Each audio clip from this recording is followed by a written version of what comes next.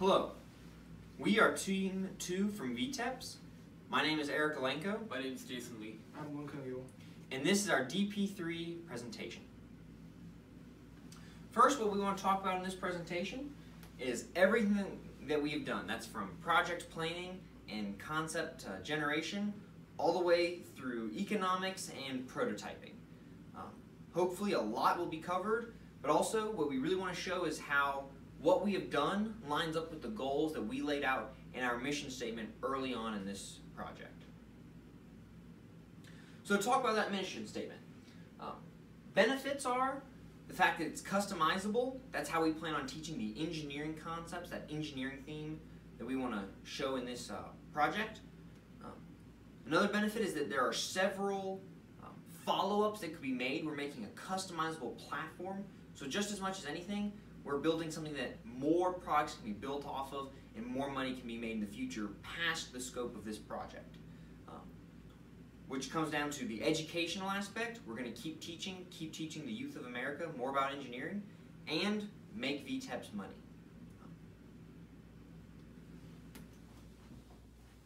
So here's our Gantt chart for our overall project. This is the original Gantt chart, so that's what we intended for the project to be laid out like. But about halfway through the project, or through about DP2, we had to make a few minor adjustments. So we did have to extend everything under concept generation for stations 1, 2, and 3, because that ended up taking more time than actually anticipated. And then, right when the project's over, it would stay pretty much the same, but we did have to make a couple more minor changes. Prototyping was increased a little bit, and the actual date of the presentation was off by about a week. And looking back, we probably could have paralleled prototyping with everything under the summary task, because we were prototyping till the very last day, and we barely finished with enough time. So that could have saved us some time in the future. So here are the data that we gather from a customer via surveys, and we categorize those customer needs into those criteria. So according to our customer cares more about concept the product covers and then the difficulty level of the concept. This is our QFD reading, so our team decided to make those two. Of course, those two the most priority, but also, like besides from that, we added our own importance of like safety and price, because safety is our most concern for our customer, and then the price, which can make us our project to be competitive in the market. So this is the customer needs and specifications matrix that shows the relationships between the two. And as you can see from the chart, the most important specification to the customer needs would be the quality of manufacturing techniques, because it had the highest overall sum. And then the least important specification would be the weight, because the sum is the least. And as you can also see, the mathematical difficulty of concepts barely has any relevance in this project, but a specification like the manufacturing techniques has is very important in this project. And this is the technical importance matrix that comes from the matrix from before, and it's just a simple equation that calculates which specifications are the most important. So as you can see, the most important would be the number of moving parts, and the least important would be the weight. And this leads to our first station. Our first station was a way to get the ball to move around the track, and here are the different stations that we came up with, or alternatives that we came up with. After doing the screening and the scoring, you can see that the V-shaped track actually beat the plain track. But we did notice that if the plain track was made from a different material, it would increase the manufacturing ease in that criteria. So because we found that out, that what happened was the plain track ended up being higher than the V-shaped track, and that's why we went with the V-shaped track over the plain track over the V-shaped track. Station 2 was a way to get the ball to lift in the air, or in other words, give it more potential energy. These are the different alternatives that we came up with for Station 2. After doing the screening and the scoring, the ball release ended up being the highest scoring alternative out of all of them. So we were confident that the ball release would be a good alternative. So we didn't bother making a physical mock-up of it because we knew that it would be a good alternative. Instead, we made the physical mock-up of the water elevator. And after making the physical mock-up, we found that it did work pretty well. And because we knew that it worked well, we just decided to go with the water elevator over the ball release because at that point, we already had a working physical mock-up of the water elevator, so we didn't need to do the ball release anyway. And then finally, Station 3 was a way to give the ball more kinetic energy or give it more speed around the track.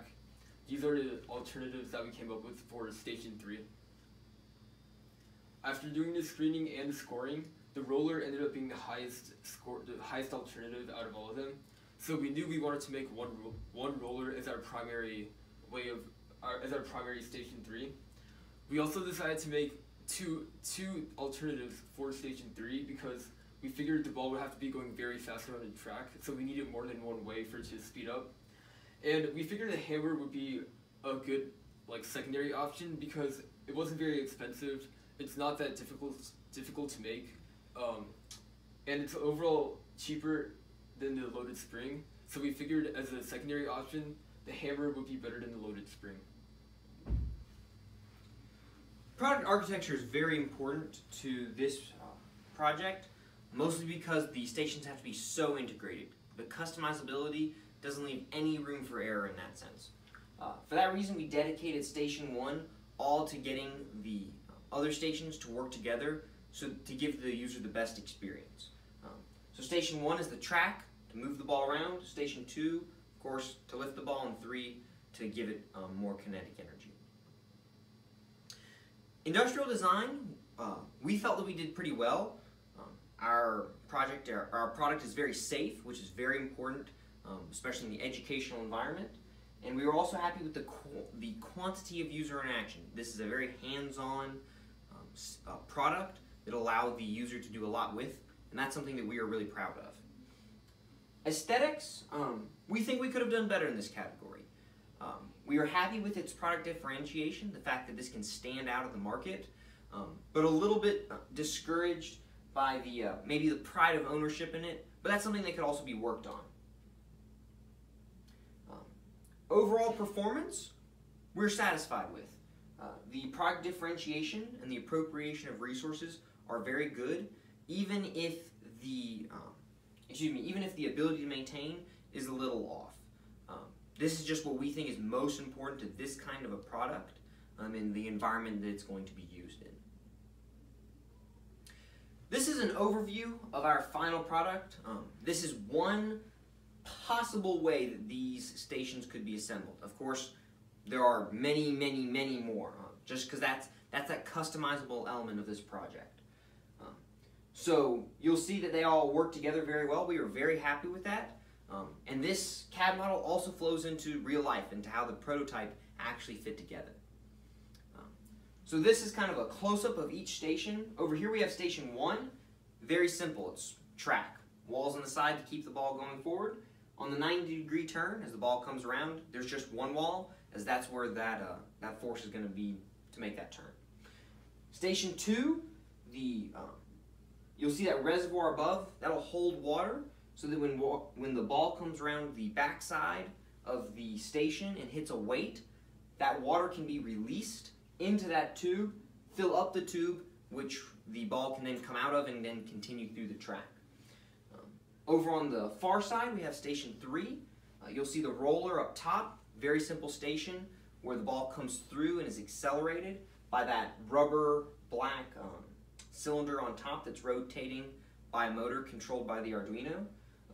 That's what the back portion is, to house batteries or Arduino or whatever other electronics would need to be included for that. And then below you'll see the hammer, which is simple. The ping pong ball comes in, hits a trigger, which allows the weight to come forward and hit the ball. So this is our first economic analysis. So originally, aside from the fixed cost, we predicted that our product may cost $60 per product, and the prices you see here can vary due to different situations, because these are the price that retailers give to the customers. This is the investment proposal, which clears that VTEP will make investment on different quarters. They get paybacks on different quarters as well. The cash flow diagram shows that VTEPs can get positive payback starting the 5th quarter, which is relatively early in the whole period of the project. This is our QFM for that. There are 2 things to noteworthy or worth noting. The first thing is that our IRR is pretty high. It's a 25.8% IRR. Although we have a really late payback period, which happens at the last quarter of the 3-year period of our project, but we believe that VTEP is going to take the risk for better profitability of our product. This is the summary and cost worksheet. There are some things I want to mention. First thing is that since our product is customizable, so some of the components doesn't need to be assembled before we send them to the customer, so they can save some money there. And other than that, as you can see, we go with the injection molding method for most of our components, but not for all of them, because some of them are big, it's not gonna fit into the mold, and some of them are just cheaper to buy from other manufacturers. So as a result, we get with a 30% overhead, we got a approximate price at $66.7, which is relatively close to what we predicted in our previous economic analysis. As for future changes, the first thing I want to mention is that the material is really important for our project. Since we have a lot of large size station and those small customizable tracks, the material is the best thing, like the most important thing to do. Other than that, the tracks are kind of loose on the pegboard, so we are going to reinforce the connections between those tracks. And then we will involve more expandable stations, like involving topics like electrical engineering or chemical engineering, so we can expand our lines of our product. And then we want to send out interviews, surveys to the customers, or we can show the customer prototypes so that they can give us feedbacks for our future development of the product. Hopefully you can see how the goals that we laid out early on in this project planning reflects what we were able to do, what the final product that we came up with. We came up with a product that is that teaches engineering concepts through its customizability and the creativity aspect of it. We came up with a product that is marketable, that is profitable for VTEPs, not just now, but also lays the foundation for a platform to be rolled out. Ultimately, prototyping did reveal some of the weaknesses of our product, but we think that really shows it gives us more room to grow and more to work on, quite frankly. This has the potential to be a great product with a little bit more effort and with smoothing out some of those rough edges. Overall, we are very happy with this. We are very happy with the product we were able to develop for VTEPs. That said, we are Team 2, and this is our final design phase presentation. Thank you for listening. Thank you.